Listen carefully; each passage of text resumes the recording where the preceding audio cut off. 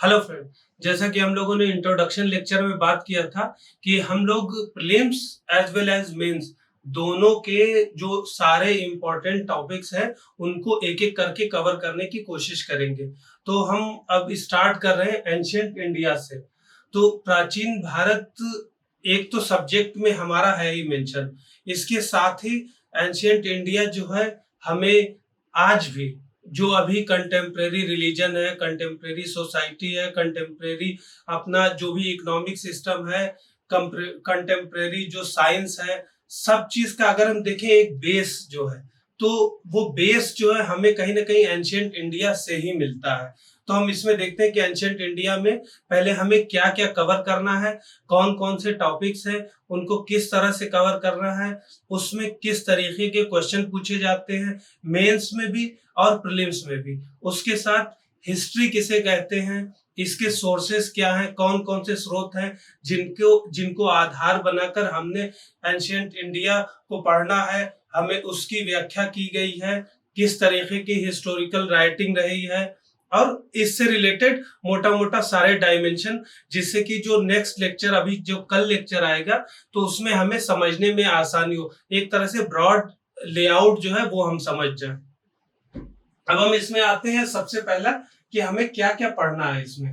तो ये मोटा मोटा कुछ टॉपिक्स हैं, इनको अगर हम कवर कर लेते हैं। ये क्या है टॉपिक्स, इसलिए हमने लिख दिया है कि इससे आपको एक आसानी होगी कि एग्जैक्ट क्लियर पिक्चर दिमाग में रहेगी कि हमें क्या पढ़ना है एंशिएंट इंडिया में, और हम आगे इंटरलिंक कर सकेंगे।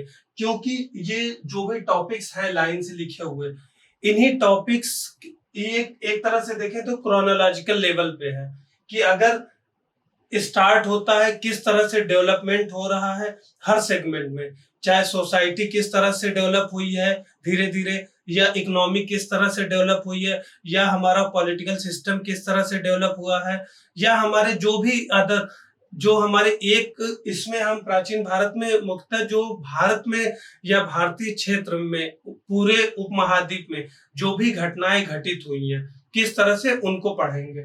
अब इसमें क्या है कि सबसे पहले हम स्टोन एज पढ़ेंगे, पाषाण काल। पाषाण काल में हम देखेंगे कि पैलियोलिथिक, पुरा पाषाण काल, मध्य पाषाण काल, नव पाषाण काल, उसके बाद ताम्र पाषाण काल। ये इसका चार पार्ट है। इसमें किस तरह से क्रमशः बदलाव हुए हैं, किस तरह से सोसाइटी में चेंजेस हुए हैं, उनके रहन सहन में किस तरह से चेंजेस हुए, उनके खान पान की शैलियों में किस तरह से चेंजेस हुए, उनके स्थान किस तरह से बढ़ते आए हैं। हम देखेंगे कि नॉर्थ वेस्टर्न पार्ट से लेके धीरे धीरे किस तरह से गंगा यमुना दोआब और पूरे मध्य भारत रीजन में किस तरह से आए हैं, ये सारी चीजें इसमें देखेंगे। पाषाण काल में सबसे इंपॉर्टेंट है कि इस समय की टूल्स जो यूज वो लोग करते थे, किस तरह से उनकी जीवन शैली थी, कौन कौन से स्थान थे, ये तीन चीजें इन पाषाण काल में सबसे ज्यादा इंपॉर्टेंट है। पाषाण काल में ही जो डेवलपमेंट हुए, चाहे जैसे मेहरगढ़ में है, चाहे कोटदेजी में है, चाहे और अदर साइड गुफा कराल, बुर्जहोम, इन सब जगहों पे जो डेवलपमेंट हुए, जो एक बेस बना, उसी बेस पर जो है हमारी हड़प्पा सभ्यता सामने आई। तो हड़प्पा सभ्यता में क्या चेंजेस हुए, किस तरह से ये पहली नगरीय सभ्यता हुई है, ये विश्व की जो मतलब अगर कहा जाए कि तीन चार जो मिस्र है, मेसोपोटामिया है या चाइनीज है, इन सब सभ्यताओं के साथ किस तरह से ये सबसे प्राचीन सभ्यता में से एक है, ये इसमें ये देखेंगे कि इनका शहर किस तरह से था, किस तरह से अभी भी हम उससे कॉन्टेक्स्ट से ले सकते हैं रेफरेंस। इस समय में धार्मिक आस्था किस तरह से डेवलप हुई है, क्या क्या फैक्टर्स रहे हैं उनके पीछे। अब हड़प्पा सभ्यता के बाद हम देखेंगे कि वैदिक सभ्यता किस तरह से आई है। वैदिक काल को भी दो पार्ट में बांट दिया गया है, उत्तर वैदिक काल, अवैदिक काल। उसके बाद हम देखेंगे कि जब वैदिक काल के बाद महाजनपद आए, महाजनपद में सारा इकोनॉमिक चेंजेस हुआ, पॉलिटिकल चेंजेस हुआ, मगध का पुनर्स्थापना हुई, मगध जैसे बड़े साम्राज्य सामने आए। तो जब इकोनॉमिक सरप्लस आया, जिसे अधिशेष कहते हैं, कृषि अधिशेष हुआ, तो एक वर्ग आया जिसने अपनी डिमांड मांगी, जो वर्गीकरण था समाज का वो किस तरह से चेंज हुआ, कौन कौन से फैक्टर्स थे जो इनके पीछे काम कर रहे थे। उन्हीं फैक्टर्स की बुनियाद पे जो है जैन धर्म, बौद्ध धर्म का उद्भव हुआ। और इसी के साथ उस समय हम देखेंगे कि किस तरह से सैकड़ों रिलीजन या आप मान्यताएं कह सकते हैं कि रिलीजन किस तरह से सामने आए। फिर उसके बाद हम देखेंगे कि मौर्य काल किस तरह से आया, उसी बुनियाद पर मौर्य काल की स्थापना हुई। मौर्य काल में किस तरह से एकीकृत शासन की स्थापना हुई, इनका पॉलिटिकल जो एडमिनिस्ट्रेशन था वो किस तरह से डेवलप हुआ, ये सारी चीजें देखेंगे। फिर उसके बाद जब इनका मौर्य काल का पतन हुआ तो फिर डार्क एज आया। इसमें विदेशी आक्रमण, चाहे कुषाण काल हो, चाहे हुड हो, और अदर भी जो जैसे इंडो ग्रीक हम देखते हैं, पार्थियन देखते हैं, इन लोगों के बारे में हल्का हल्का देखते चलेंगे। फिर उसके बाद मौर्य काल के बाद अंधकार युग आया। अंधकार युग में देखें किस तरह से छोटे छोटे राज्यों की स्थापना हुई। उस समय क्या इंपॉर्टेंट था, क्योंकि अंधकार युग पॉलिटिकली तो कम स्ट्रांग थे या हमारे लिए एग्जाम के पर्सपेक्टिव से भी कम इंपॉर्टेंस रखते हैं, लेकिन अगर हम कल्चरली देखें तो जो डार्क एज है मौर्य काल के बाद और गुप्त काल से पहले वो ज्यादा इंपॉर्टेंट है। क्योंकि चाहे गंधार कला ले ले, चाहे मथुरा कला, चाहे या अमरावती कला, या फिर और जैसे सिक्कों का किस तरह से स्वर्ण के सिक्कों का यूज हुआ, ये सारे चेंजेस जो आए वो इसी काल में आए, तो उनको अंधकार युग। उसके बाद हम देखेंगे कि फिर एक नए तरीके का शासन आया, गुप्ता आए। गुप्त काल में किस तरह से चेंजेस हुई, मौर्य काल में क्या प्रशासनिक मशीनरी जो थी वो किस तरीके की थी, और गुप्त काल में किस तरह से बदलाव उसमें आया, ये सारी चीजें हम गुप्त काल में देखेंगे। फिर जब गुप्त काल में एक चरम पर पहुंचने के बाद पतन हुआ, फिर जब पतन के कारण क्या रहे, क्या क्या रीजन रहे, फिर उसके बाद हम हर्षवर्धन के काल को देखेंगे। फिर उसके बाद ये हर्षवर्धन के काल के अंत में ही देखेंगे कि किस तरह से त्रिपक्षीय संघर्ष ने साम्राज्य को कमजोर कर दिया और फिर विदेशी आक्रमण जो है कहीं ना कहीं सक्सेसफुल रहे। उसके बाद हमारा मेडवल जो मध्यकाल जो है वो स्टार्ट हो जाता है। इसी क्रम में इन सारे के पढ़ाई के बीच में हम देखेंगे कि संगम साहित्य जो साउथ की हिस्ट्री है वो किस तरह से डेवलप हुई है पैरेलल में, जिसमें जो है चोल, चेर, पांड्या 3 स्टेट ज्यादा इंपॉर्टेंट है, वो किस तरह से आए। तो मोटा मोटा हम इन सारे टॉपिक्स को देखेंगे। ये हमारे एंशिएंट इंडिया के पार्ट है।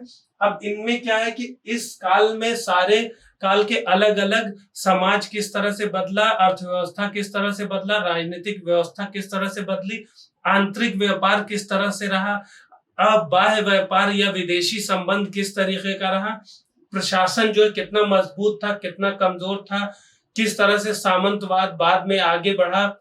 ये सारे पहलुओं को हम समझने की कोशिश करेंगे कि क्या रीजन रहा।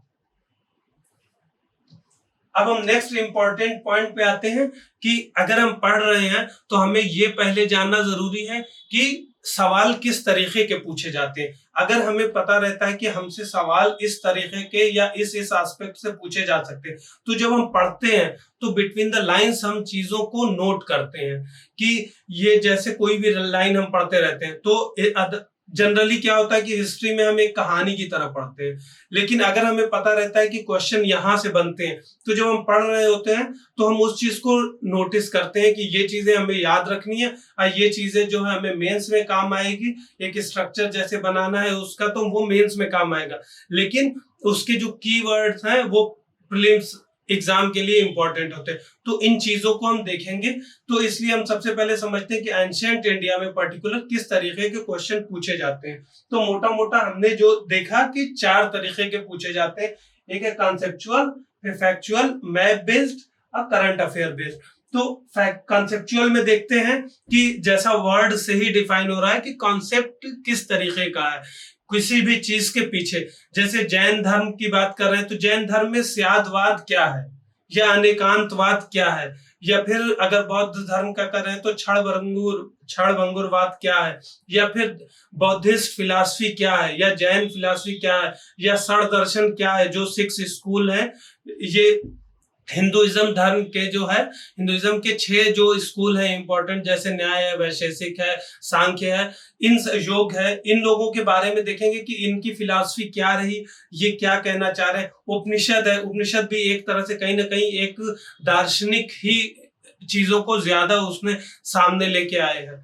तो इन सब चीजों से जब पूछा जाता है तो वो कॉन्सेप्चुअल में कैटेगरी में हम रखते हैं।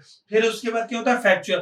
फैक्चुअल में क्या है कि सीधे सीधे जो पूछे जाए, जैसे पूछ दिया गया कि एंशिएंट टाइम में अर्घट किसे कहते थे, तो ये क्या है कि सीधे सीधे फैक्ट है कि अगर आपको आ रहा है तो ठीक है, नहीं आ रहा है तो फिर नहीं आ रहा। एंशिएंट इंडिया में जब भी हम पढ़ते हैं तो ये बहुत इंपॉर्टेंट एस्पेक्ट रहता है, क्योंकि हर चैप्टर के बाद में आपको हम ये पीडीएफ में भी देंगे कि किस तरह से कोई भी चैप्टर, जैसे वैदिक काल पढ़ रहे हैं तो वैदिक काल में कौन कौन से की टर्म है, क्योंकि आप देखेंगे तो हड़प्पा सभ्यता के बाद ही से हर काल में कुछ कुछ टर्म जो है इंपॉर्टेंट रहे हैं, जो कि इजाद हुए हैं, जिनको हमें याद रखना जरूरी है, वो डायरेक्ट पूछे जाते हैं एग्जाम में। अब उसके बाद आता है मैप बेस। मैप बेस जो है स्टडी एक एंशिएंट इंडिया की एक इंपॉर्टेंट पिलर रही है, क्योंकि अगर जो लोग ऑप्शनल के हैं वो जानते होंगे कि ये 50 मार्क्स का क्वेश्चन आता है मेंस में, सिर्फ वो मैप बेस्ड होता है। कहीं ये मानिए कि 5 क्वेश्चन जो करने होते हैं उसमें एक क्वेश्चन पूरा डेडिकेटेड मैप को ही होता है।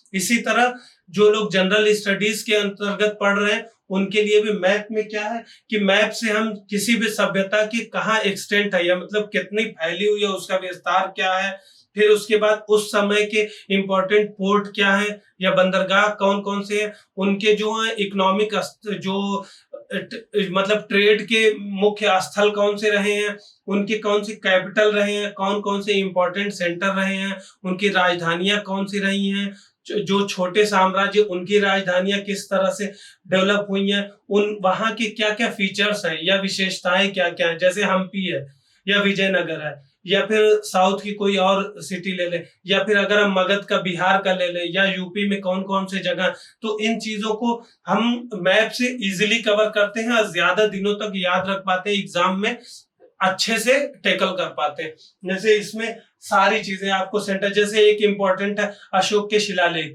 जो पूछ लेता है अक्सर कि अशोक का कोई शिलालेख कहाँ पे है, तो ये सीधे सीधे होता है। या हड़प्पा कालीन बस्तियों के बारे में पूछ लेता है कि कौन सी पोर्ट पे है, या किस नदी के किनारे है, या कहाँ पे है। इस तरीके के क्वेश्चन जो है सीधे सीधे वो मैप अगर आपने सही से स्टडी कर रखा है तो आप कर लेंगे। ठीक है, फिर फोर्थ पे आता है current affair question. Current affair base में अभी क्या है कि आपने देखा होगा कि हर साल यूपीएससी अपने पैटर्न में एक नए नए चेंजेस ला रहा है, क्वेश्चन तरीके जो पूछे जाने का तरीका है वो बदल रहा है। तो अभी क्या है कि एंशिएंट इंडिया में भी स्टैटिक जैसी कोई चीज रही नहीं है, अभी इसमें भी सारे चेंजेस आ रहे हैं। जैसे प्रधानमंत्री की कहीं पे यात्रा हुई है किसी इंपॉर्टेंट स्थल से, या फिर वर्ल्ड हेरिटेज साइट में कोई स्थल आया है, या फिर कोई और कारणों से, किसी अन्य कारणों से कोई स्थल जो प्राचीन स्थल अभी न्यूज में रहा तो उसके बारे में डायरेक्ट पूछ लेता है। तो हम इसमें अभी आगे नेक्स्ट स्लाइड में हम देखेंगे हल्का हल्का में कि किस तरीके से क्वेश्चन आते हैं। अभी आपको इंपॉर्टेंट है कि सिर्फ क्वेश्चन को देख लीजिए, इससे क्या होगा कि एक रफ आइडिया लग जाएगा कि आपको कि किस तरह से क्वेश्चन आते हैं एग्जाम में, आपको अप्रोच क्या रखनी है। इसी तरह अभी हम एंशिएंट इंडिया की बात कर रहे हैं, आगे जब एंशिएंट इंडिया का ये विद इन 10 डेज जब मॉड्यूल खत्म हो जाएगा तो मेडिवल इंडिया का देखेंगे, फिर मॉडर्न इंडिया का देखेंगे, फिर इसी तरह ज्योग्राफी पॉलिटी एक एक करके सारी चीजों को कवर करने की कोशिश करेंगे। अब हम देखते हैं कि एंशिएंट इंडिया में ये पहला क्वेश्चन, ये हमने पिछले 2 से 3 साल के क्वेश्चन इसमें रखे हैं। जैसे ये पूछा है सीधे अशोक के प्रमुख शिलालेखों के बारे में, ठीक है, तो इसमें इन्होंने स्टेट दे दिया है, सारे स्टेट कौन कौन से हैं, अब इसका नाम दे दिया है। अब इसको मैच करने के लिए बता दिया है कि कितने युग में इसमें सही है। अब अगर आपने मैप में देखा होगा, थोड़ा सा अवेयर होके पढ़ा होगा, तो ये सब सीधे सीधे क्वेश्चन एकदम रफली लग जाएंगे कि जैसे धौली है, जौगढ़ है, ये सब एक साथ ही नाम लिया गया। कलिंग शिलालेख की जब भी बात होती है तो ये 2 स्थानों के बारे में होती है, तो आप सीधे इसको जो है एलिमिनेट कर सकते हैं, या एरागुडी को सीधे समझ सकते हैं कि ये आंध्र प्रदेश में ही है। ये कलसी जो है ये मेजर शिलालेख था, ये उत्तराखंड में है। इसी तरह आप देखेंगे कि आपको ये मैप बेस सीधे सीधे लग जाएंगे। उसके बाद अब सेकंड टाइप ऑफ क्वेश्चन में ये आता है कि जैसे इसमें पूछा गया कि हुंडी क्या था, ठीक है। तो हुंडी का अभी भी अगर जो लोग देखते होंगे कि इकोनॉमी चैप्टर में जब हम अर्थशास्त्र पढ़ते हैं अभी भी, तब भी हम देखते हैं कि हुंडी का जिक्र होता है। हुंडी जो है कहीं ना कहीं जब मनी ट्रांसफर के लिए अभी अभी हम लोग यूज करते हैं, तो उसमें क्या होता है कि ये सीधे सीधे हम बिल ऑफ एक्सचेंज लगा देंगे, क्योंकि यहाँ पे जो बाकी के आपके 3 ऑप्शन है ये तीनों एलिमिनेट इजीली हो जाते हैं। तो ये एक तरह से अगर आप कॉन्सेप्ट थोड़ा सा भी क्लियर है तो ये इस तरीके के क्वेश्चन आप कर लेंगे। अब नेक्स्ट स्लाइड में हम देखते हैं कि इसमें पूछा है कि संगम साहित्य के बारे में पूछा है। तो संगम साहित्य, संगम का मीन्स होता है कि कहीं एक जगह गैदरिंग, तो ये हुआ था कि संगम साहित्य ये कि कई पोएट जो है, नंबर ऑफ पोएट्स एक जगह मिले थे, इन लोगों ने रचना की थी। कुछ कृतियां हैं जैसे तोलकाप्पियम या उस तिरुकुराल के द्वारा ये लिखी गई है, जो चेयर की गई थी। उससे ही हम उस काल का इतिहास और उस समय के सोसाइटी, अर्थव्यवस्था, राजनीतिक व्यवस्था, बाकी सारी चीजें जो हैं कि कहाँ से ट्रेड हो रहा था, कौन से बाहरी देशों के साथ संबंध था, आंतरिक पहलुओं में भी कहाँ कहाँ से संबंध था, इन सारे चीजों के बारे में हमें जानकारी मिलती है। तो ये भी अगर आप कॉन्सेप्चुअल बेस से इसे कहेंगे हम, क्योंकि इसमें सीधा सीधा एक आप इसमें क्योंकि करेक्ट के लिए पूछा है कि कौन सा करेक्ट है, तो इसमें लिखा है कि वर्ड का सामाजिक वर्गीकरण संगम कवियों को ज्ञात था। क्योंकि अगर आप संगम साहित्य के बारे में पढ़े होंगे तो संगम साहित्य की फर्स्ट 3 हुई थी, 3 संगम। तो फर्स्ट और सेकेंड भी आधा अगस्त ऋषि ने किया था। अगस्त ऋषि जो है नॉर्थ इंडिया से ही साउथ में गए थे, तो सिंपली है कि उन्हें इस बारे में जानकारी थी। हम कंफ्यूज इसलिए हो जाते हैं क्योंकि जो हायरार्की बनी हुई थी नॉर्थ इंडिया में और जो साउथ इंडिया में थी वो दोनों डिफरेंट थी, तो इसीलिए हम कंफ्यूज होंगे, कभी कभी इसमें क्लियरिटी नहीं रहती तो गलत क्वेश्चन कर देते हैं। अब हम आते हैं नेक्स्ट, जो पूछा गया है कि एंशिएंट इंडिया में ये 3 जगहों का नाम दे दिया गया है, ये तीनों इंपॉर्टेंट जो है पोर्ट थे, तो उसके बारे में पूछ लिया। अगर ये मैप में आप देखेंगे तो अगर एंशिएंट इंडिया में बाद के फिलेटल फेज का आप देखेंगे तो आपको इन तीनों का नाम मिल जाएगा इजीली। अब ये नेक्स्ट क्वेश्चन आते हैं कि प्रधानमंत्री ने हाल ही में, तो इस तरह के क्वेश्चन की अभी हम बात कर रहे थे कि क्या होता है कि जब कोई इंपॉर्टेंट डिग्नेटरीज जो यात्रा करते हैं कहीं की, या कोई उद्घाटन करते हैं, या बताए थे विश्व विरासत स्थल में कहीं का नाम आता है, या कोई और चीजें, कोई जैसे कहीं की खोज नहीं हुई तो वो भी इंपॉर्टेंट होती है साइट, तो जो करंट अफेयर में रहती है उसके भी पूछे जाने का ज्यादा चांसेस रहते हैं। या फिर ईयर जब होते हैं, जैसे 1921 में हड़प्पा सभ्यता खोजी गई थी पहली बार, तो 1921 में 2021 में 100 साल पूरे हो रहे हैं। जैसे काकोरी कांड के इस साल 100 साल होने वाले हैं, तो इस तरीके के भी क्वेश्चन बनने की प्रोबेबिलिटी रहती है। तो ये हमने देखा कि इसमें भी सीधा सीधा पूछा था क्वेश्चन की किस तरह से क्या क्या चीजें थे, ये ऑप्शन बना देते हैं उसी हिसाब से। अगर हम देखें पहला अगर आप रिलीजन के बारे में हल्का हल्का भी अवेयर है तो आप समझ सकते हैं कि ज्योतिर्लिंग में से एक था। फिर दूसरा क्या है कि सोमनाथ मंदिर का विवरण अल-बरूनी ने दिया था।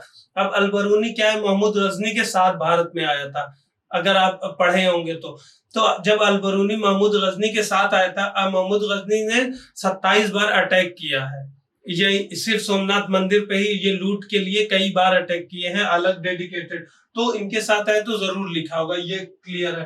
फिर ये थर्ड आता है, ये फैक्चुअल आ गया कि इसमें क्या है कि इसका प्राण प्रतिष्ठा के एस राधा कृष्णन द्वारा की गई थी।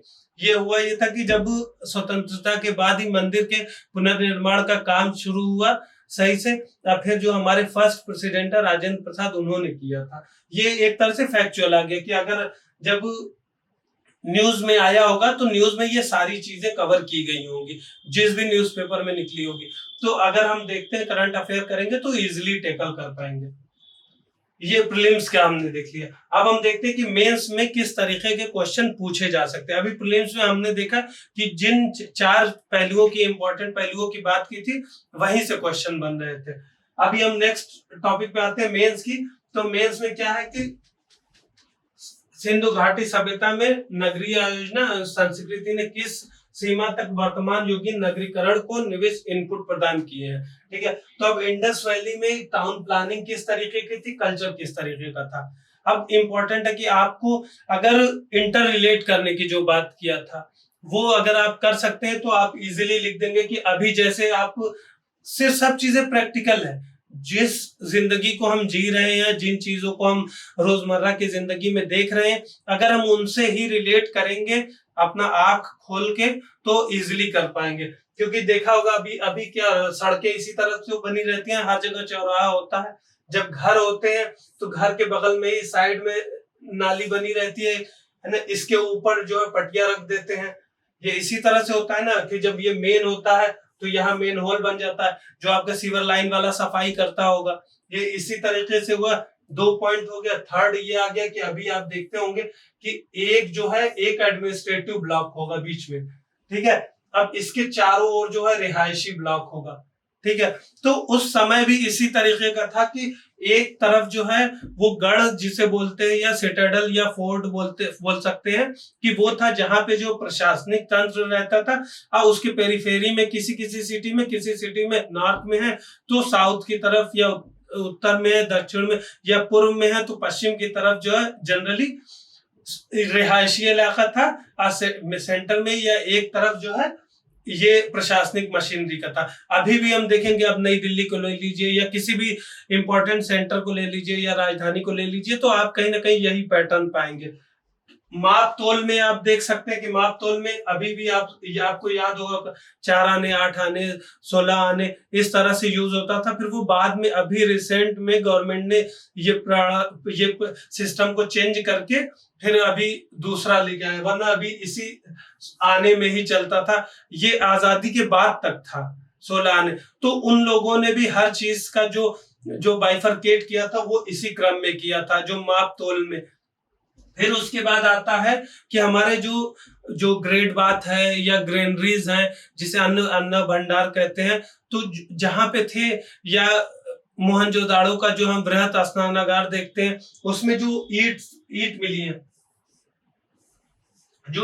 है, वो पकी हुई ईट मिली है। अभी भी हम पकी हुई ईट का ही यूज करते हैं, ठीक है। इनका जो रेशियो था वो 4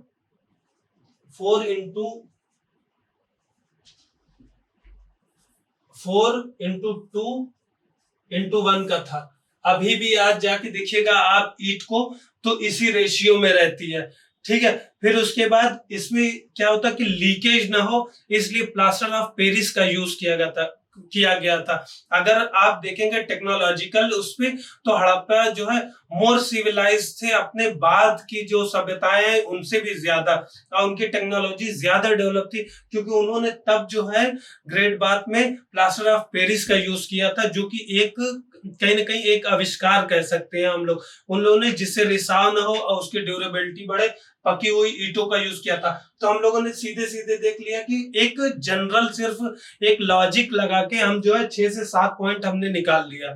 तो इसमें हमें कोई याद करने की जरूरत नहीं है, ना ही रटने की जरूरत है कि किस तरह से, बस हमें इंटरलिंक करना है अभी के हम जो चीज देख रहे हैं। इस तरह से आप इजिली क्वेश्चन को देख सकते हैं।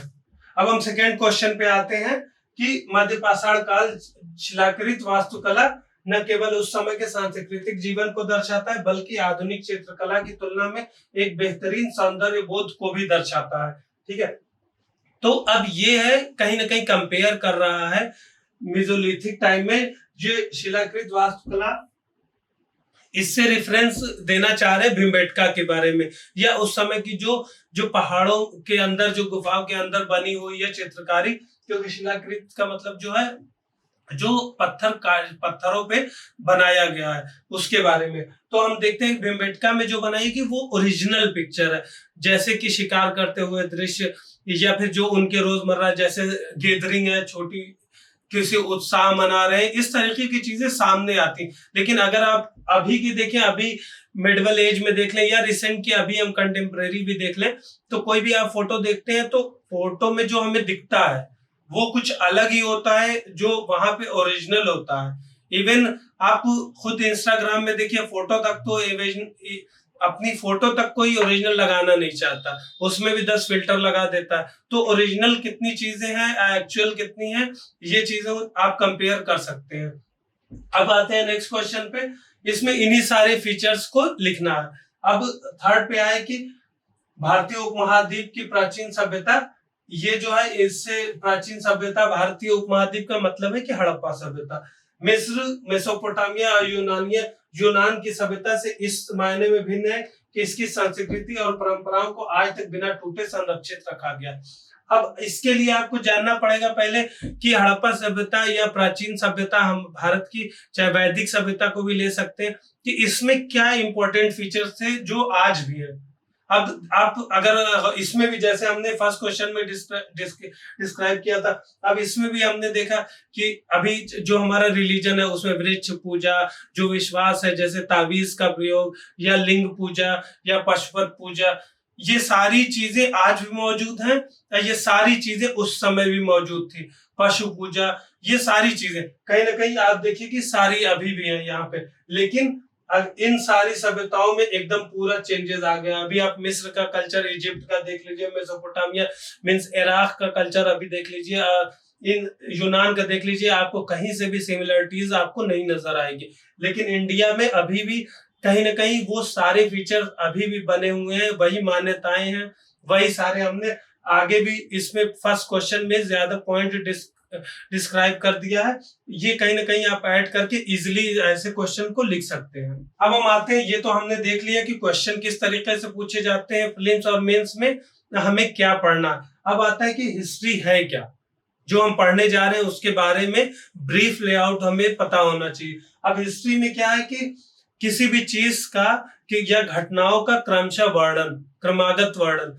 तो इंडिया में हिस्ट्री या इतिहास लेखन और यूरोप में इतिहास लेखन अलग अलग दोनों का, क्योंकि दोनों का मकसद अलग था। यूरोप में क्या था कि राजा के साथ जाते थे, तो वो राजा के साथ जो भी घटनाएं घटित होती थी एक करके एक करके उसको लिखते रहते थे। जैसे वाकया नवीस जिसे भी बोलते हैं, आप मिडिवल टाइम में पढ़ेंगे तो उसको मेंशन किया। अब वो दरबारी इतिहासकार होते थे, उनको कहा जाता था।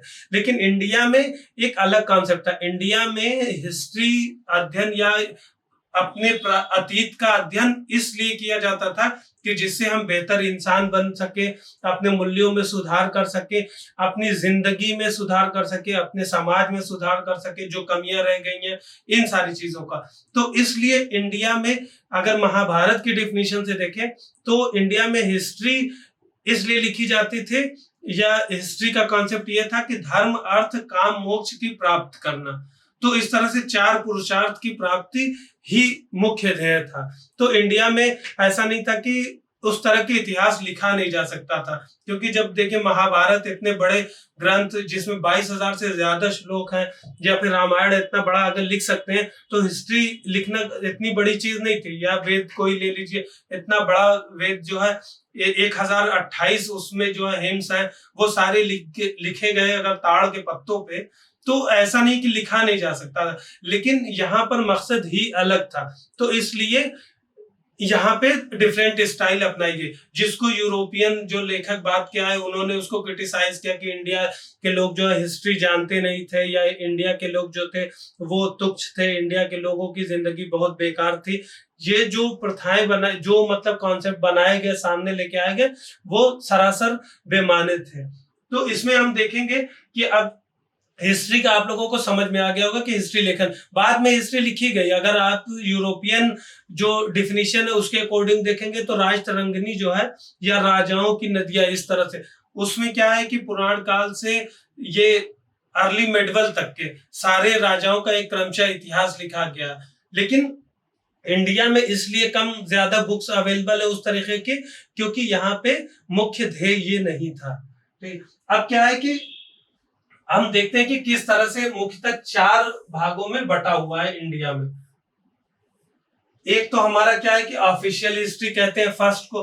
ऑफिशियल हिस्ट्री का मतलब ये है कि जब 1773 में रेगुलेटिंग एक्ट पास हुआ, अब ब्रिटिश गवर्नमेंट के या ब्रिटिश पार्लियामेंट के रूल के तहत, मतलब डायरेक्ट इन्होंने, ब्रिटिश ने शासन करना, कहीं ना कहीं शासन की बागडोर हाथ में लेना स्टार्ट कर दिया। फिर उसके बाद क्या हुआ कि अब ये शासित जनता को अगर शासन करना है तो यहाँ के इतिहास को, यहाँ के लोगों के प्रथाओं को, यहाँ के समाज को, यहाँ पे जो भी चीजें कस्टम्स हैं उनको समझना जरूरी था। तो इसलिए इस समय जो है इन चीजों की जरूरत पड़ी। तो ब्रिटिश इतिहासकार जो है ये लिखना शुरू किए। इसी समय आप देखेंगे कि एशियाटिक सोसाइटी ऑफ बंगाल या एशियाटिक सोसाइटी ऑफ बॉम्बे या लंदन में एशियाटिक सोसाइटी, फिर जो है फोर्ट विलियम कॉलेज जिसमें सिविल सर्वेंट्स के लिए किताबों का अनुवाद होता था, वही फिर जाके ट्रेनिंग हेल्बरी कॉलेज में होती थी लंदन में। तो ये सारी चीजें आप देखेंगे कि ऑफिशियल हिस्ट्री, वही हेल्बरी में ही आपके जेम्स मिल, ये लोग वहीं पर ही थे। ठीक है, तो ये जो है इनको कैम्ब्रिज इतिहासकार भी कहा जाता है। इन लोगों ने उस तरीके से इतिहास की व्याख्या की जिस तरीके से वो अपने ब्रिटिश शासन का औचित्य सिद्ध कर सके कि हम आप पर एक एहसान कर रहे हैं कि आप लोगों को हम जो है सभ्य बना रहे हैं, आप लोग जो है आपका समाज बहुत नीचा है, आपके यहाँ महिलाओं की स्थिति कभी अच्छी नहीं रही है, आपके यहाँ जो है शासन करने का तरीका नहीं पता। इन सारी चीजों के मतलब बेमानी चीजें मतलब इस तरह से गढ़ी गई कि लोगों को लगने लगे कि ये चीज सही है, हम पे जो है ब्रिटिश शासन एक जो है कृपा है। तो इस तरह से इसको व्हाइट मैन बर्डन थ्योरी में ज्यादा अच्छे से समझ सकते हैं, जिसे रुडयार्ड किपलिंग ने पूरा लिखा इसी कॉन्सेप्ट को इंस्टीट्यूशनलाइज करने के लिए। ठीक है, तो ये आधिकारिक इतिहास हो। इसमें इन्होंने क्या किया था कि जेम्स मिल ने ही हिस्ट्री ऑफ ब्रिटिश इंडिया में 3 कालों में बांट दिया। प्राचीन को हिंदू राज्य बताया, फिर उसके बाद मध्यकाल को मुस्लिम, फिर उसके बाद ब्रिटिश। इन्होंने हिंदू और मुस्लिम दोनों को एक सिरे में रख के कि ये लोग को कुछ नहीं पता था, कुछ नहीं था, इंडिया एक पिछड़ा हुआ देश था, इस तरह के इन्होंने हिस्ट्री बनाई। फिर जब इन लोगों ने ये सारी चीजें अनुवाद की तो एक ग्रुप वहीं पर इंडिपेंडेंट यूरोपियन राइटर का हुआ, जिसमें मैक्स मूलर आते हैं या थियोसॉफिकल सोसाइटी के जो लोग हैं जैसे एनी बेसेंट है, ये लोग आए। तो इन लोगों ने जो चीजें रिसर्च हुई थी उनसे एक क्रक्स निकाला कि ऐसा नहीं है। एक्चुअल में इंडियन जो एंशियंट या प्राचीन सभ्यता थी वो कहीं भी अपने समय से बहुत आगे थी। आज चीजें उस समय भी साइंस, सोसाइटी, कल्चर या आर्किटेक्चर, ये सारी चीजें बहुत आगे थी। तो इन्होंने उस तरीके से लिखा। इनको इंडोलॉजिस्ट भी कहते हैं या प्राचीविद। यही वो ग्रुप है जो हम मैकाले रिपोर्ट में के समय जब इंग्लिश में इंग्लिश लिटरेचर पढ़ाने की बात हुई थी तो इसी ग्रुप ने कहा था कि इंग्लिश में ही पढ़ाया जाए लेकिन इंडियन कल्चर को ही पढ़ाया जाए, जिसको जो है मैकाले मिनट में नकार दिया गया था। ये ग्रुप ही इंपॉर्टेंट था। ठीक है, अब ये दो ग्रुप ने अपने अपने तरीके से लिखा। अब जब ये दो ग्रुप ने लिखा तो उसके बाद क्या हुआ कि इन सारी रिसर्च से इंडियन स्कॉलर्स भी थे। अब इंडिया में भी एक ग्रुप जो था तब तक स्टडी करके अच्छा वेलाव जो वेल्दी इंडियंस थे उन्होंने इस चीज को रिसर्च किया कि क्या क्या चीजें थी। हाँ, एक दूसरी चीज ये थी कि इसी समय हम देखेंगे कि नई नई खोजें भी हो रही थी। इवन क्या था कि आप देखेंगे पूरी हड़प्पा सभ्यता, ये चंद्रगुप्त, ये मौर्य काल, क्योंकि कौटिल्य का अर्थशास्त्र 1900 लगभग 1906 में खोजा गया था। अब फिर हड़प्पा सभ्यता 1920-21 और ज्यादातर साइट्स जो है इसी बीच में फिर धीरे धीरे खोजी जाने लगी कि 1950 के बाद तो इंस्टीट्यूशनलाइज तरीके से काम हुआ। लेकिन इस समय जो हम देखते हैं कि खोज नई नई आ रही थी सामने, उसके अकॉर्डिंग ही लिखा जा रहा था। इसी में बाल गंगाधर तिलक का भी ले सकते हैं कि आर्कटिक होम ऑफ वेदास जो लिखा है। तो ये सारे जो है ये इंडियन स्कॉलर थे। इंडिया के बारे में मतलब जो अवेलेबल थे उसमें प्राचीन सभ्यता के बारे में लिखा कि कैसे कैसे चीजें हम लोग जो है उस तत्कालीन समय में आगे थे। लेकिन इसमें क्या हुआ कि इस ग्रुप के साथ एक ड्रॉबैक रहा कि इन लोगों ने एकदम एंशियंट इंडिया को इतना ज्यादा बढ़ा चढ़ा के लिखा। फिर उसमें क्या है कि एक तो जो चीज थी वो तो लिखा है लेकिन भावनाओं में इतना ज्यादा हो गए कि कहीं ना कहीं अब इन्होंने जेम्स मिल ने बताया था अभी आपको कि बीच में बांट दिया था कि प्राचीन काल को हिंदू राज्य बताया, फिर मध्यकाल को मुस्लिम राज्य। इस तरह से उन्होंने यहाँ पे भी डिवाइड एंड रूल की पॉलिसी के तहत किया। तो इंडियन स्कॉलर्स ने, कई स्कॉलर्स ने प्राचीन सभ्यता को इस हद तक ज्यादा लेके चले गए कि उन्होंने मेडिवल जो टाइम था उसकी भी बुराई स्टार्ट की।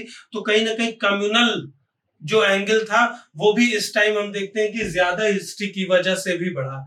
ठीक है।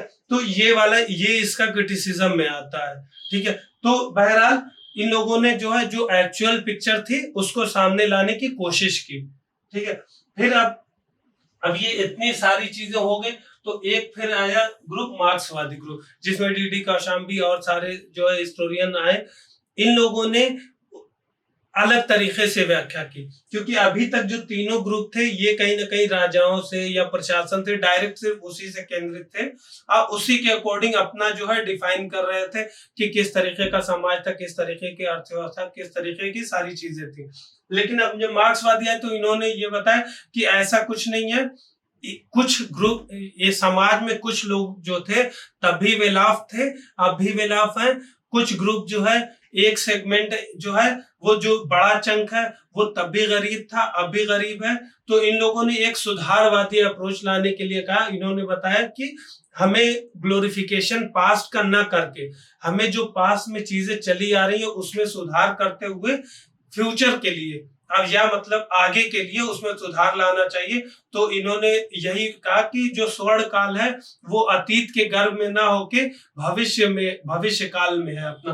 तो इन्होंने जो है 3 सेगमेंट में बांट दिया कि एंशियंट टाइम में या प्राचीन काल में जो है दास अब मालिक होते थे, ठीक है। फिर मिडिवल टाइम में सामंतवाद आया तो सामंत और किसान होते थे, ठीक है। फिर जब मॉडर्न टाइम आया, ब्रिटिश टाइम आया, तो कैपिटलिस्ट आया, पूंजीवाद होते थे, अश्रमिक होते थे। तो इन्होंने एक तरह से क्या है कि एक्सप्लॉइटेशन मतलब शोषणकारी पद्धति का खुलासा किया कि किस तरह से ये इंस्टीट्यूशनलाइज तरीके से किस तरह से शोषण किया जा रहा था। एक बड़ा तबका जो है वो वर्किंग क्लास था, और कुछ जो छोटा चंक था वही उसका बेनिफिट उठा रहा था। इस चीज को हम आगे भी देखेंगे, जब हम एंशिएंट इंडिया में और आगे अंदर चैप्टर्स पढ़ेंगे तो देखेंगे। अब लास्ट आता है सबल्टर्न। ये हमने मोटा मोटा डिमार्केशन कर रहा है, कोई हार्ड एंड फास्ट नहीं है। इसमें राइटर्स भी अलग अलग तरीके से कहीं कहीं चेंजेस भी हुए हैं। लेकिन अब आते हैं हम नेक्स्ट जो है सबल्टर्न पे आते हैं। तो जो सबल्टर्न रहे ये भी मार्क्स ने अपने हिसाब से कर दिया। सबल्टर्न ने इन सारी चीजों को छोड़ के, ये सारे पॉइंट्स को छोड़ के सबल्टर्न ने फोकस किया जो लोअर स्ट्रेटा था उन्हीं की स्टडी पे। तो जैसे आप अभी आप उनका आप सबने ज्यादातर लोगों ने लगान देख रखी होगी। तो लगान मूवी में जैसे भुवन का रोल है कि किस तरह से उसने अपने गांव को जो है मुक्त कराया, किस तरह से, चाहे वो क्रिकेट मैच के ही लेके हुआ हो, लेकिन वो किस तरीके से एक, अगर आप देखें तो अगर छोटे लेवल पे तो वो भी एक आंदोलन था।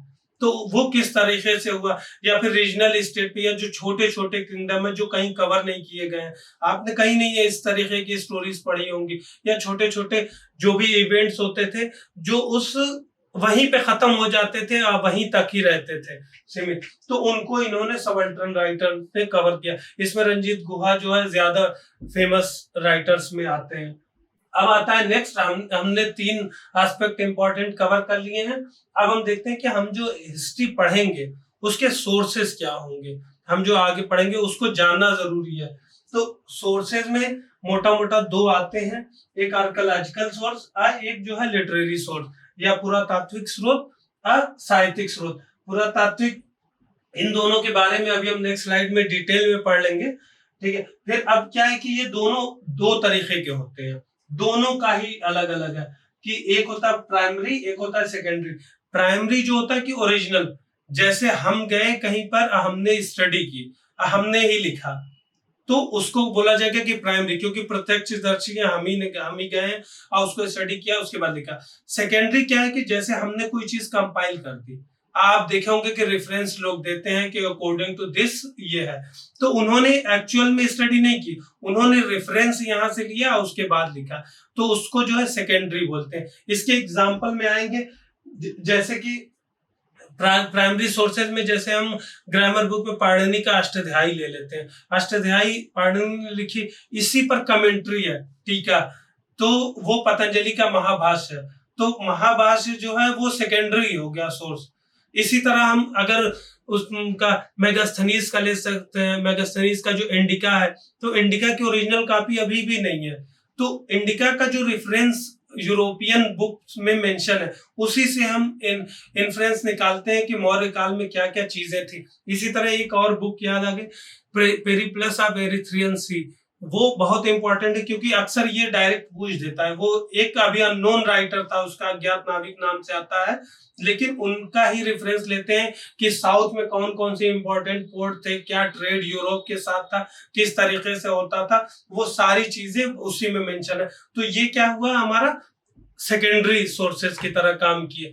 ठीक है, फिर अगर हम आर्कियोलॉजिकल में भी बता दिया कि आर्कियोलॉजिकल में कई, जैसे हड़प्पा में कोई खोज हुई है, अब वो खोज के बेस में जिसने भी खोज किया वो लिखा है, अब उसके ऊपर जो जो चीजें डॉक्यूमेंटेड है, उस 3-4 लोगों ने खोज किया, अब वो 3-4 की स्टडी करके अलग अलग चीजों को कॉन्ट्रैक्ट निकाल के कि उसका क्रक्स क्या होगा, वो जो लिखा जा रहा है वो कहीं ना कहीं सेकेंडरी होगा। ठीक है, ये आपको क्लियर हो गया होगा प्राइमरी सेकेंडरी क्या क्या होता है। अब क्या है कि आर्कियोलॉजिकल सोर्सेज में आते हैं। आर्कियोलॉजिकल सोर्सेज में क्या है कि पहले तो हम समझ लेते हैं कि किस तरीके के होते हैं, फिर उसके बाद देख लेते हैं कि क्या क्या इसके इंपॉर्टेंट पार्ट आएंगे। ठीक है, आर्कियोलॉजिकल में जो उत्खनन होता है वो 2 तरीके का होता है। आप एकदम जनरली वर्ड से ही समझ जाएंगे, क्षैतिज उत्खनन और ऊर्ध्वाधर उत्खनन। ये बना दिए, ये एक तरह से। ठीक है, अब ये लैंड का एक तरह से टुकड़ा समझिए। अब ये जितने ज्यादा एरिया का हम कर पाएंगे, ठीक है, तो इससे हम एक्सटेंट समझेंगे कि उनका विस्तार कितना रहा है। ठीक है, हमें ज्यादा चीजें आसानी से हम खोज सकते हैं, लेकिन इंडिया में प्रॉब्लम इसमें ज्यादा आती है, क्योंकि ज्यादातर लैंड प्राइवेट लैंड है। फिर दूसरा क्या, इंडिया एक पॉपुलेटेड कंट्री है, तो यहाँ पे ये चीज आसान नहीं है, ये चीज कर पाना। दूसरी क्या है, ये इसमें क्या होता है, ये जो ऊर्ध्वाधर खुदाई होती है, इसमें क्या है कि सीधे हम अंदर अंदर अंदर अंदर कम ही स्थान पे अंदर नीचे जाते रहते, नीचे जाते रहते। जैसे एक एग्जांपल से समझ सकते हैं आप कि जहां पे हड़प्पा सभ्यता अभी है, तो वो पंजाब एरिया में है या कोई भी एरिया की है। लेकिन आज हड़प्पा सभ्यता के बाद वैदिक सभ्यता वहीं पर आई, वैदिक सभ्यता के बाद अगर आज तक हम आए इसी तरह धीरे धीरे धीरे काल करके, तो कहीं ना कहीं 20 सिविलाइजेशन वहां पे आ चुकी है और उसके ऊपर आई। अब जब वहां की खुदाई होती है तो एक एक करके जितना हम डीप डाउन जाते रहते हैं उतना नई चीजें मिलती रहती हैं। कुछ अवशेष यहाँ पे फॉसिल्स काम आते हैं, तो उसको जो है हम कार्बन डेटिंग पद्धति से हम उसको जानने की कोशिश करते हैं। कुछ चीजें जो इतनी जल्दी डिसॉल्व नहीं होती, उनसे हम जो है जानने की कोशिश करते हैं कि वहां पे क्या चीजें थी। लेकिन इसमें प्रॉब्लम ये होती है कि इससे एक्सटेंट नहीं पता लगता, कई चीजें छूट जाती हैं क्योंकि एरिया ही कम होता है। ठीक है, अब वो कहाँ पर हो रही है खुदाई, ये भी इंपॉर्टेंट होता है। अब इसमें क्या क्या आते हैं सेगमेंट, ये हम देख लेते हैं कि एक तो सीधा सीधा भवन और शहरों के खंडहर, जैसे हम्पी का हमने खोज देखी, या राजगीर का देखा, या हड़प्पा का देखा, ये सारी चीजें, ये सिंपल सा है। ठीक है, फिर पॉटरीज का, पॉटरीज में किस तरह से आप अगर मेसोलिथिक या मध्य पाषाण काल के देखेंगे तो वो सिंपल भांड होते थे, और उसके बाद काले और लाल या गेरुआ कलर के या फिर अलग अलग डिजाइनर अभी के मृदभांड जो पॉटरीज हम देखेंगे अलग तरीके के एकदम डिजाइन आते हैं। तो वो किस तरह से क्रमशः जो है डेवलप हुए हैं, क्या क्या चीजें ऐड होती गई है, किस तरह से वो किसी सिविलाइजेशन के बारे में बताते हैं। ठीक है, उसकी अर्थव्यवस्था के बारे में किस तरीके से बताते हैं, वो चीज हम जानने की कोशिश करेंगे। फिर क्या, कब्रिस्तान और शवदान, इससे क्या होता है कि हम बिलीफ समझते हैं। अब वो किस तरीके से शवदान करते थे, क्योंकि जैसे बुर्जहोम का हम एग्जाम्पल में ले सकते हैं कि वहां पे देखा था कि मालिक के साथ जो है उनके जरूरी सामान के बारे में जरूरी सामान भी दफनाए गए हैं। साथ में एक जगह कुत्ते की भी, मतलब जो फॉसिल्स जो है डॉग के भी पाए गए। तो इससे क्या है, हम समझ सकते हैं कि वो लोग में भी पुनर्जन्म में या फिर मृत्यु के बाद एक नए जीवन में भी विश्वास कर सकते हैं। तो हो सकता है ये सारी चीजें, तो इसलिए हमें जो है शवदान पद्धति का अध्ययन करना जरूरी हो जाता है। महापाषाण का जो मेगालिथिक एज हम पढ़ेंगे तो इसमें ये सबसे इंपॉर्टेंट यही होगा हमारे पास सोर्स के लिए। ठीक है, अब क्या है कि नेक्स्ट आते हैं न्यूमिस्मेटिक्स पे या सिक्के और मोहरों पर। तो सिक्के जो हैं आपकी सारी चीजें, इकोनॉमिक जो स्ट्रेंथ है कितनी मजबूत है, कहाँ कहाँ पे आपका ट्रेड है, आपका जो एरिया कहाँ कहाँ पे आपका ट्रेड कितने किस जगहों से है, तो ये सारी चीजें हम मोहरों से ही पता लगते हैं। इवन राजा भी हम जानते हैं, कई जो कई किंगडम के बारे में हम लोग सारी जितनी भी इंफॉर्मेशन है वो सारी उनके सिक्कों से ही हमें ज्ञात हुई है और उसी पे पूरा कालक्रम लिखा गया है। और उसी से जब हम कंपेयर करके हम जो है एक रियलिस्टिक एविडेंस तक पहुंच पाते हैं। तो इसमें हमारे जो है साउथ के कई है, जैसे वशिष्ठ पुलवामी या गौतमी सातकर्णी, ये लोग जो है ये कहीं ना कहीं मोहरों पर ही बेस्ड इनका ज्यादातर हिस्टोरिकल फैक्ट है। या फिर जैसे गुप्ताज के बारे में कहा जाता है कि जो लेटर गुप्ताज थे उनके जो सिक्के थे उनकी क्वालिटी हल्की हो गई थी, उसमें जो स्वर्ण की मात्रा कम थी, तो इससे ये लगता है कि अभी इकोनॉमिक प्रॉस्पेरिटी में भी कमी आई थी। फिर दूसरी चीज, कई जगह एक भंडार पाए गए हैं स्वर्ण के, तो इससे ये चीज पता लगती है कि कंसेंट्रेशन या एक्यूमुलाइजेशन ऑफ वेल्थ हुआ था, जिससे या फिर कुछ लोग ज्यादा अमीर थे, क्योंकि सोने में तो आज भी सब्जी खरीदने कोई नहीं जा रहा है ना, ये चीज को तो समझ रहे होंगे। तो उस समय भी अगर इतने ज्यादा भंडार पाए जा रहे तो मतलब कि या तो वो कोई खजाना या मतलब कोई कभी राजधानी रही होगी या इंपॉर्टेंट सेंटर रहा होगा या कोई वेल्थिएस्ट पर्सन का घर रहा होगा, कुछ ना कुछ ऐसी चीज रही होगी कि वहां एक्यूमुलाइजेशन ऑफ वेल्थ हुआ था। ठीक है, इस चीज को हम समझेंगे इससे। ठीक है, अब क्या है कि नेक्स्ट आते हैं टूल्स एंड वेपन्स पे। तो टूल से हम जो पाषाण काल की बात करेंगे, जो हम कल पढ़ेंगे, तो पाषाण काल जो है ये सारा टूल्स और वेपन्स पर ही बेस्ड है कि इन्होंने किस तरीके से टूल्स डेवलप किए, पहले किस तरह से बड़े थे एकदम ईंट की तरह, डायरेक्ट ईंट की तरह, किस तरह से उसमें पतले होते गए, किस तरह से ये लोग धीरे धीरे तीर धनुष तक पहुंचे, किस तरह से इन लोगों ने क्या क्या क्या चेंजेस आए, इन उपकरण में चेंजेस की वजह से उनकी लाइफ स्टाइल में क्या चेंजेस हुआ, किस तरह से वो बस्तियों का एक रूप लिए जो नोमैड की तरह रहते थे, ये सारी चीजें इंपॉर्टेंट हो जाती है। फिर नेक्स्ट आता है फॉसिल्स या जीवाश्म। जीवाश्म में हम कार्बन डेटिंग पद्धति से हम समझने की कोशिश करते हैं कि वो कितना पुराना है, अब क्या चीजें हुई है, इससे ही हम अध्ययन करके हम पता करते हैं। जैसे कुछ कंकाल में जैसे दांत में छेद हुए थे, तो उससे हम ये जान पाए हैं कि उन लोगों को सर्जरी के बारे में पता था। या मार्टिमर व्हीलर ने जो खोज की थी कि उन्होंने बोला क्या था कि हड़प्पा जो सिविलाइजेशन का डिक्लाइन हुआ था वो आर्यन अटैक की वजह से हुआ, तो उसमें उन्होंने फॉसिल्स के ही जो है कुछ फॉसिल्स के जो सर्प था वो किसी धारदार चीज के निशान की वजह से उन्होंने कहा था कि यहाँ पे कोई अटैक हुआ था। ठीक है, तो इसलिए हमें जीवाश्म का अध्ययन करना इंपॉर्टेंट हो जाता है। ठीक है, ये चीज हमने देख लिया कि ये आर्कियोलॉजिकल सोर्सेज में क्या क्या आएगा। अब हम आते हैं लिटरेरी सोर्सेज में।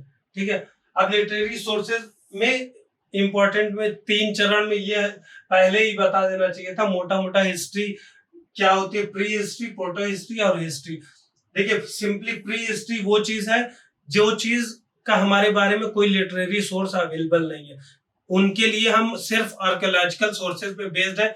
जैसे हमने पाषाण काल के बारे में बोला, तो पाषाण काल में हमें अध्ययन के लिए सिर्फ टूल्स, वेपन्स, यही सारी चीजें, कोई लिटरेरी सोर्स अवेलेबल नहीं, तो उसको क्या बोलेंगे, प्री हिस्ट्री या प्रागैतिहासिक काल बोलेंगे। फिर उसके बाद सेकंड आता है प्रोटो हिस्ट्री।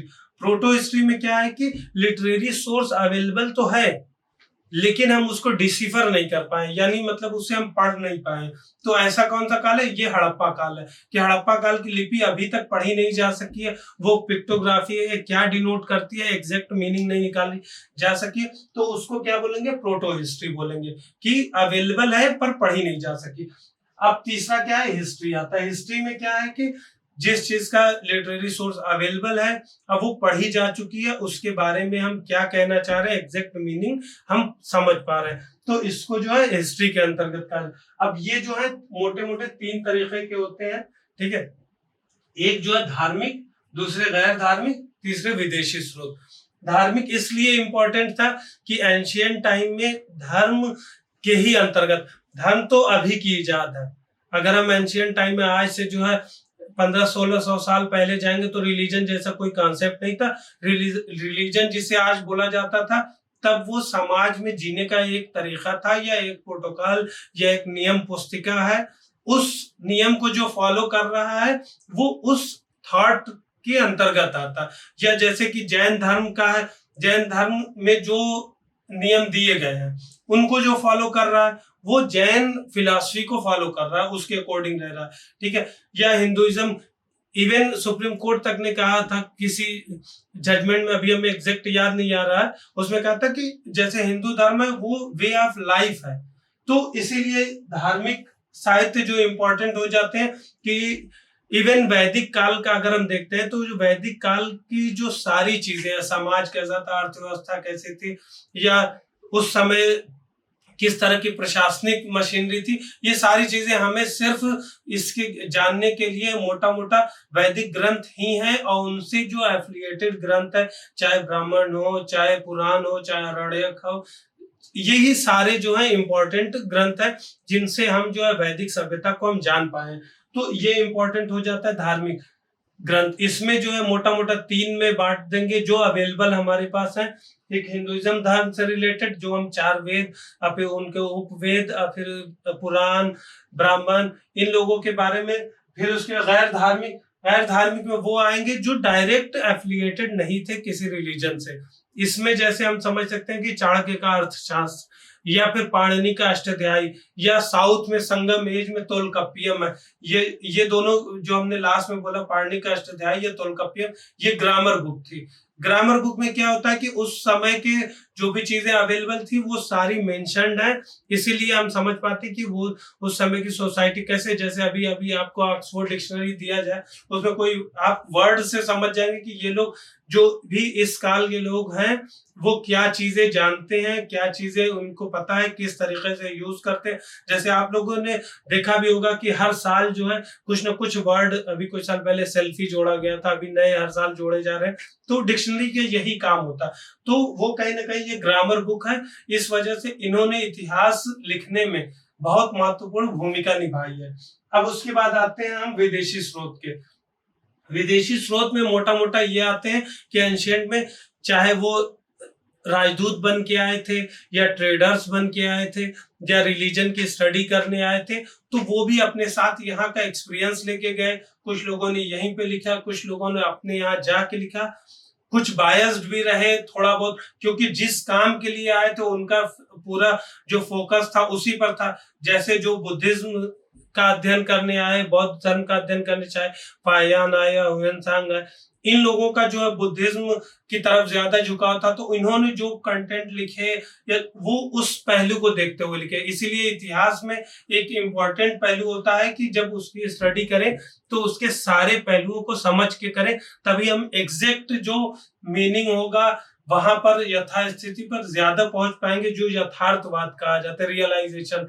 अदरवाइज जो है हम अगर कुछ पर्टिकुलर, अभी भी देखा होगा आप लोगों ने कि कुछ राइटर्स हैं उनका एक अलग धारा में जा रहे होते हैं, कुछ एक राइटर है सेम पीरियड को एक अलग धारा में लिखते हैं, उनका कोई हीरो और है, उनका कोई हीरो और है, इस तरह से कॉन्फ्लिक्ट चलते रहते हैं। लेकिन अगर आप सिर्फ आप वहां से कंटेंट या इवेंट उठाएंगे तो आप उसको स्टडी खुद से जब करेंगे तब आप कहीं ना कहीं एक रियलाइजेशन कर पाएंगे या रियलिस्टिक पॉइंट पे पहुंच पाएंगे। ठीक है, अब विदेशी स्रोत में 3 मोटा मोटा मान लेते हैं। एक तो चाइनीज जो आए ट्रेवलर, जो जिनका झुकाव ज्यादातर बुद्धिज्म के अध्ययन के लिए आया था।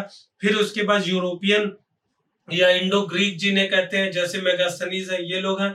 फिर उसके बाद एक है अरब या सेंट्रल एशियन को ले सकते हैं, जैसे सुलेमान है। ये लोग जो ट्रेड करने आए थे या किसी अन्य काम से आए थे या किसी जो अटैकर थे उनके साथ आए थे, उन लोगों ने जो चीजें लिखी, तो इसमें जो है हम 3 पार्ट में ये चीज बांट दिया। अब ये हमने मोटा मोटा इसमें हमने टाइमलाइन पढ़ ली कि क्या क्या हमें पढ़ना है, क्वेश्चन किस तरीके के आते हैं वो पढ़ लिया है। अब इसके बाद हमने इसके सोर्सेस पढ़ लिए हैं, क्या क्या चीजें आएंगे, हिस्ट्री क्या कहते हैं, ये सारा हमारा क्लियर हो गया। अब हम नेक्स्ट जो लेक्चर होगा वो हम एक एक करके स्टोन एज पढ़ेंगे। फिर स्टोन एज में जो जो बस्तियां वो किस तरह से डेवलप होके इंडस वैली किस तरह से बनी, किस तरह से एक नई सभ्यता का जन्म हुआ, वो पढ़ेंगे। ये स्लाइड भी आप लोगों को हम टेलीग्राम पर भी शेयर कर देंगे, और साथ में यूट्यूब पर भी जो वीडियो जा रही है उसमें डिस्क्रिप्शन बॉक्स में उसके लिंक डाल देंगे। ठीक है, आप लोग को अगर कोई पॉइंट इसमें और भी ऐड करना हो तो आप बेझिझक हमें बता दीजिएगा, उसको हम ऐड करके नेक्स्ट जो भी लेक्चर होगा उसमें ऐड करते रहेंगे।